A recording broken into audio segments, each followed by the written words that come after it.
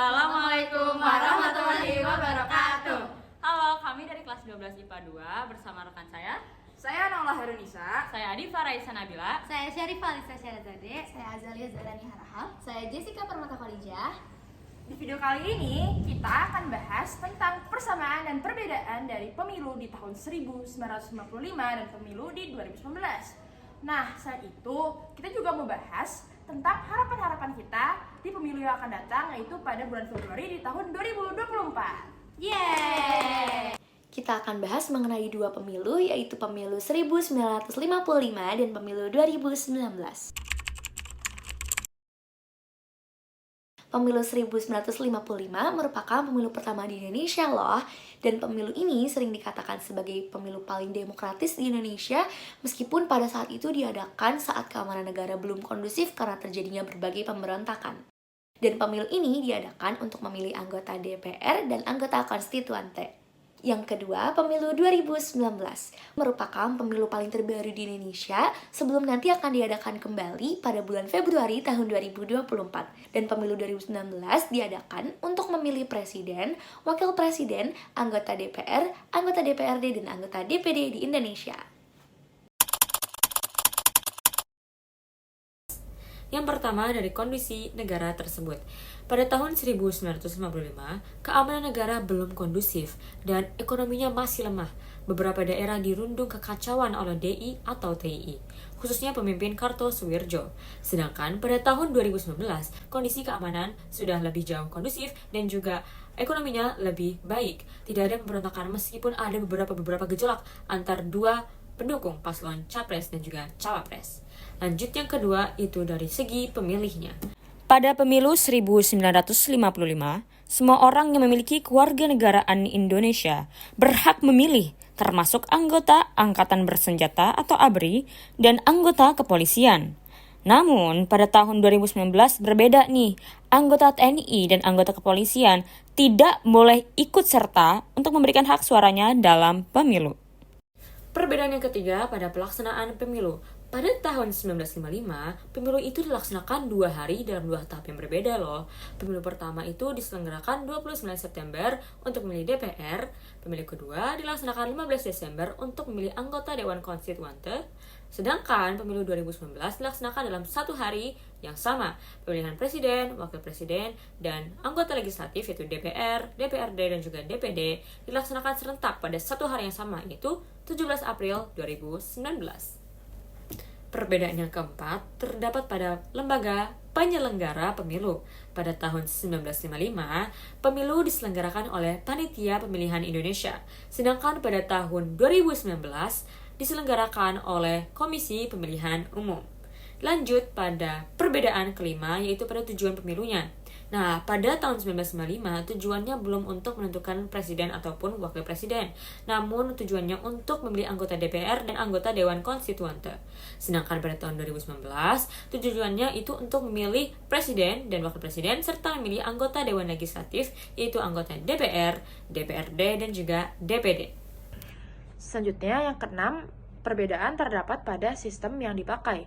Pada pemilu tahun 1955 diterapkan sistem proporsional tertutup, yakni parpol lah yang menentukan nama-nama caleg yang akan duduk di DPR RI. Sedangkan pada pemilu tahun 2019 sudah menggunakan skema proporsional terbuka, yaitu pemilih, yaitu masyarakat Indonesia, bisa menentukan secara langsung siapa saja nama caleg yang mewakili di DPR atau di DPRD. Yang ketujuh, perbedaannya terdapat jumlah partai yang berpartisipasi di pemilu. Pada tahun 1955, terdapat 29 partai peserta pemilu.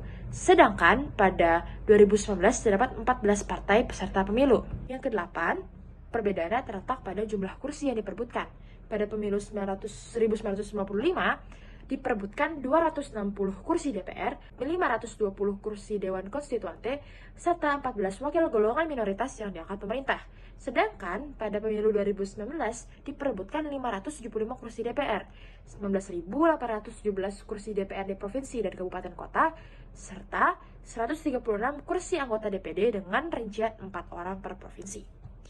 Lalu perbedaan yang terakhir terletak pada pemenang pemilu. Pada tahun 1995, partai pemenang pemilu itu yang terbanyak ada 3. Yang pertama, Partai Nasional Indonesia atau PNI dengan 8.434.653 suara atau 22,32% dan mendapat 57 kursi parlemen. Yang kedua, ada Masyumi dengan 7.903.886 suara atau 20,92% dan 57 kursi parlemen. Dan yang terakhir, ada Nahdlatul Ulama atau NU dengan 6.955.141 suara atau 18,41% dan mendapat 45 kursi parlemen. Sedangkan pada pemilu 2019 terdapat juga 3 parpol dengan suara terbanyak atau 3 parpol pemenang pemilu. Yang pertama ada Partai Demokrasi Indonesia Perjuangan atau PDIP dengan 27.503.961 suara atau 19,33% dan mendapat 128 kursi. Yang kedua ada Partai Gerakan Indonesia Raya atau Gerindra dengan 17.594.839 suara atau 12,57% dan mendapat 79 kursi. Dan yang ketiga ada Partai Golongan Karya atau Golkar dengan 17.229.789 suara atau 12,31% dan mendapat 84 kursi. Di pemilu 2019 juga, karena diadakan pemilu presiden dan wakil presiden, pasangan capres-cawapres nomor urut 1 yaitu Insinyur Joko Widodo dan Kiai Haji Ma'ruf Amin mendapat suara terbanyak dan terpilih menjadi presiden dan wakil presiden masa jabatan 2019 sampai 2024.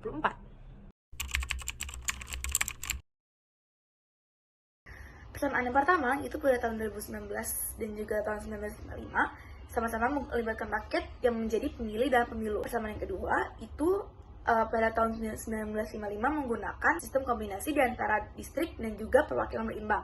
Kalau pada tahun 2019 ini dianggap sebagai pemilu yang paling kompleks karena dalam satu hari itu ada 3 sistem. Nah, sistem yang pertama itu ada sistem proporsional, yang kedua ada sistem distrik, yang ketiga ada sistem mayoritas.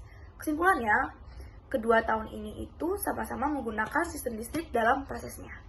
Samaan selanjutnya antara pemilu tahun 1955 dan 2019 yaitu sama-sama memilih anggota legislatif atau parlemen yaitu anggota DPR. Nah, DPR sendiri tugasnya adalah untuk mengawasi kinerja pemerintah. Selanjutnya, kedua pemilu ini anggota parlemennya sama-sama dicalonkan dari partai politik dan perorangan. Selain itu, sistem pemilihan yang digunakan sama-sama menggunakan pencoblosan dan yang terpilih adalah yang memiliki suara terbanyak. Nah, seperti yang kita ketahui bersama-sama, di 2024 nanti, tepatnya di bulan Februari itu, bakal ada pemilu untuk memilih presiden, wakil presiden, dan anggota dari badan-badan legislatif. Kita tentunya punya harapan untuk pemilu yang akan datang. Harapan pertama akan disampaikan oleh Azal. Harapan dari aku, semoga pemilu tahun 2024 itu berjalan dengan adil, tidak ada kecurangan, tidak politik uang, dan tidak ada penyalahgunaan dari surat suara. Selanjutnya, harapan dari aku, semoga suasana pemilu mulai dari kampanye sampai hari pelaksanaan berjalan secara kondusif, tidak ada gejolak antar pendukung paslon dan partai-partai politik yang bersangkutan. Harapan yang ketiga, karena di 2024 nanti banyak pemilih muda kayak kita berlima ini, kita berharap semoga anak muda gak golput dan menggunakan hak suara mereka dengan baik, serta memilih berdasarkan kompetensi mereka dan gak berdasarkan yang viral di media sosial aja. Oke, lanjut ke harapan dari aku, semoga kampanye-kampanye yang akan dilakukan nanti itu sesuai aturan, tidak melakukan politik identitas. Contohnya kampanye yang hanya menonjolkan kepada komunitas tertentu atau misalnya agama tertentu aja. Nah, yang terakhir, harapan dari aku itu tentunya kita nih sebagai masyarakat Indonesia itu pengen nih nantinya presiden dan wapres yang terpilih ataupun anggota-anggota dari badan legislatif yang terpilih itu memang orang-orang yang sangat peduli sama kemajuan bangsa Indonesia. Semoga nanti yang terpilih bisa membawa kemajuan bagi bangsa kita yang tercinta. Amin. Oke, sekian video dari kami. Supaya silaturahmi tidak terputus, tolong berikan kami nilai 100. Wassalamualaikum warahmatullahi wabarakatuh. Terima kasih, Pak. Makasih Pak Erwin, sehat selalu Pak.